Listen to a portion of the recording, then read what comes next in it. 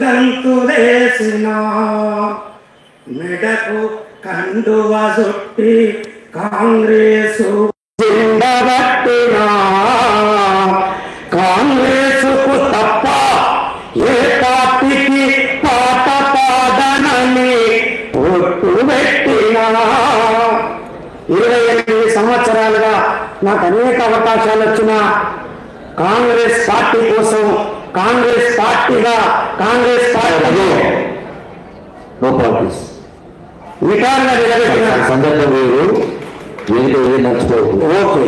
అయితే ఇక్కడ ఇది రాకముందుకే గౌరవ మంత్రి గారు వాళ్ళ ఛాంబర్లో మాట్లాడడం జరిగింది.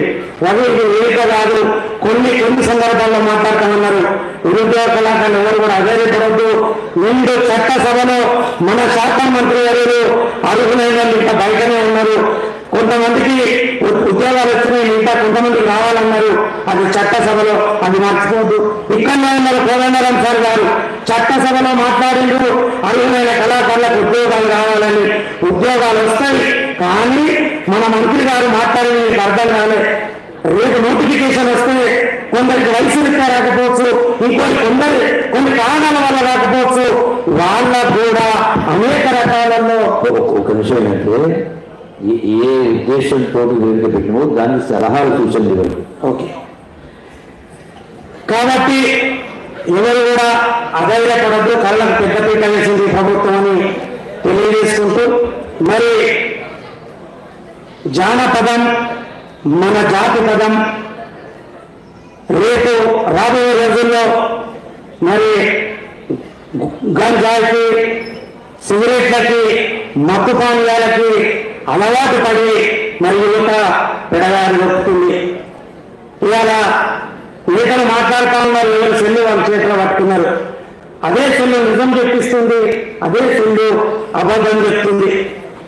ఎటుగానడు ఉందని సెల్ఫోను ప్రతి మనిషితోని పలికిస్తుంది అబద్ధాలను.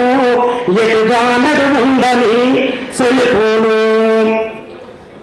ఏడన ఉన్న మనిషిని ఈడనే చూపిస్తుంది, పక్కనే ఉన్నట్టుగా పరవశింపజేస్తుంది. దాని మత్తు నదులకుంటే మనలా చిత్తు చేస్తూ ఉంటది. ఎటుగానడి ఉండాలి సెల్ఫోను. అదేవిధంగా చుట్టూ నలుగురున్న దాని సోయే వేరుంటది, అశ్లీల బొమ్మలతో ఆకర్షిస్తుంటది. గ్రీను బటను నొక్కేదాకా భలే మాగుతుంటది, రెడ్డు బటను నొక్కేదాకా సప్పుడు చెయ్యనంటది. ఎటుగానడు ఉందని సెల్ఫోను ప్రతి మనిషితోని పలికిస్తుంది అబద్ధాలను. ఎటుగానడు ఉందని సెల్ఫోను చిత్ర విచిత్రాలెన్నో కంటికి చూపిస్తుంది, మనిషిని తట్టి లేపుతుంటనంటది. అక్రమ సంబంధాలకు ఆయువు పట్టవుతుంది. దీన్ని ఎటు వినియోగిస్తే అటే వినియోగం అవుతుంది. మంచికి మాత్రమే వినియోగించాలి. మరి హైదరాబాద్లో పాన్ గుట్ట సాయంత్రం పూట అవేమి పబ్బులు ఉంటాయి.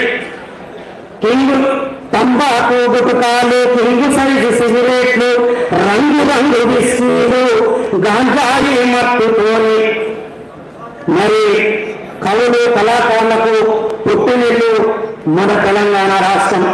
రాబోయే రోజుల్లో రాసేవారికి ప్రజలకు ఏది మేలు జరుగుతుందో రాయాలి, పాడేవారు ప్రజలకు ఏది మేలు జరుగుతుందో అది పాడాలి, అది గుర్తుంచుకోవాలని రాబోయే రోజుల్లో కవులు కళాకారులు నిరుద్యోగ కళాకారులు కూడా దయచేసి ఎవరు అధైర్యపడొద్దని అందరినీ వేడుకుంటూ ఈ అవకాశం ఇచ్చిన పెద్దలందరికీ ధన్యవాదాలు తెలియజేసుకుంటున్నా.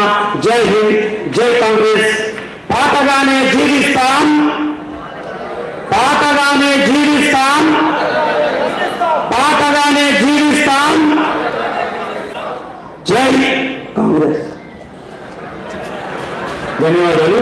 దయచేసి మరొకసారి భక్తులందరూ గుర్తుపెట్టుకోవాలి, విధ్వంస జీవన విధానం సాంస్కృతిక చైతన్యం దీని గురించి ప్రభుత్వానికి సమాజానికి మన సూచనలు సలహాలు అందజేయడానికి ఆ 2 నిమిషాల సమయాన్ని వెచ్చించవలసిందే కోరుతున్నాను.